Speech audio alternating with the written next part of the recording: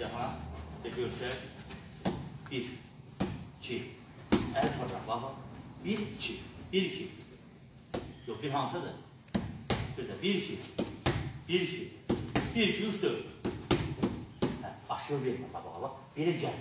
Gələrsən səni vuralım. Bax, oradan vur. 1, 2, 3, 4. Bax, aşağı gəlmək. Görsən, bax, onun dəni sana çəkər. Aradan vur. Aşağı, bir də. Ayaqlarının arasındakı məsafə, bax, belə olsun, bax, belə. Əli belə qoyma, oldu, nə də belə çox aralama, oldu. 1, 2, arxa təfik bir öyrətdir. Şəhər, alışlar gəlsin.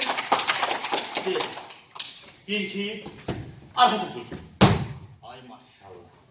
Bax, ayaq korpursan. Yox, ayağın üstüne. Bax, belə vurarsan, bax, bax, ayağıma, ayağıma, bax, ayağın üstüne, bax. Əl harada durmalı, bağlan. Bax, buraya. Bir vurdu, düşdük. Oldu, vur görünmür də. 1, möhkəm vur. 1, bırak. 1, əllər haradadır? 1, 2, 3, 4. Bax, sol ayaqla düzəltməliyik. Bax, görsən sağ ayaqla şey işləyirsən. Sol da düzəltməliyik. Bir də.